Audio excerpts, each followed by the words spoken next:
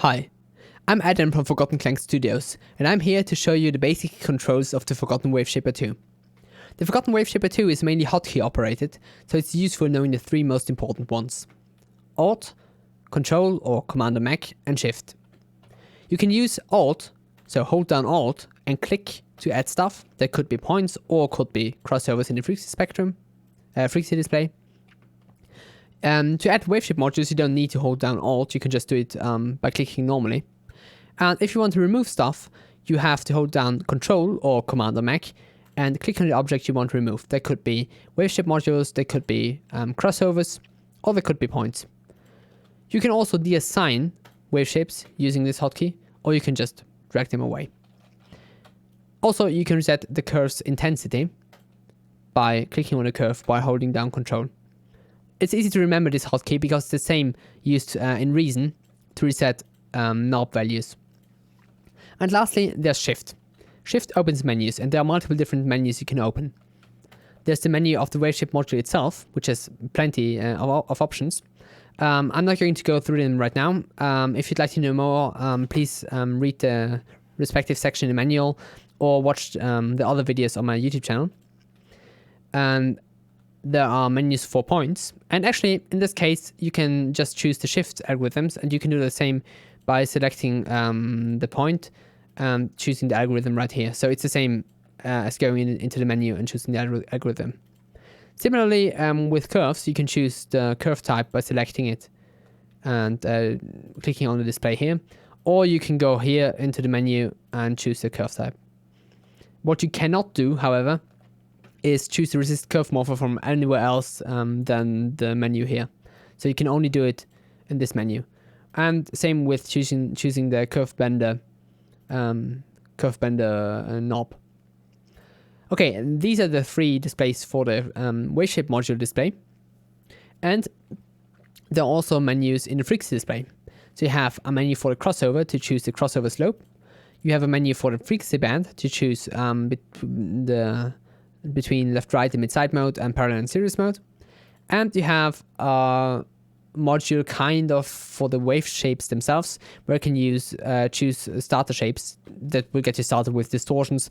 They're great shapes if you just want a basic distortion or if you want to get started designing a distortion. And finally, there's the menu for the analyzer. So you can choose to have the analyzer off completely, so it doesn't show any signal. You can choose to have it set to pre, so it shows you the signal before it's being distorted, or you can choose post to show you the signal after it's been distorted. You can see that this meter is showing the level of the signal. So we have peak hold, the blue one is peak, and the kind of whitish one is RMS. You have to enable metering on a waveshape if you want to use it. So if I add a second waveshape here, the metering is being shown for this frequency band, or at least the signal that reaches the waveshape. So there's that. Also, you'll only see the effect of the dynamic section if you have metering enabled on the waveshape. So although the waveshape changes here, it doesn't show the change in the frequency display. Just something to know. Okay, and there are also more controls that are useful if you're designing more complex distortion algorithms. That's mainly the mute and solo hotkeys. So you have mute with Alt, Control, and Shift. You can mute frequency bands with that. Maybe add another frequency band to show that.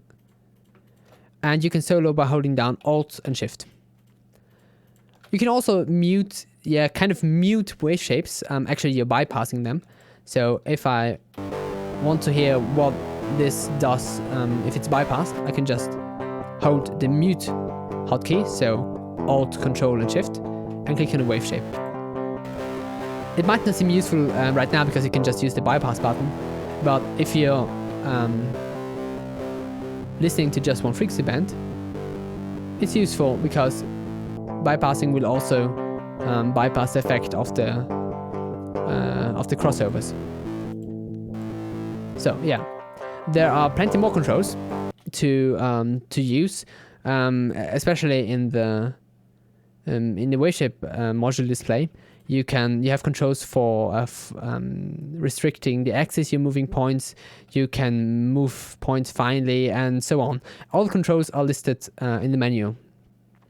So I think that's it. Yeah, that's it. Thanks for watching.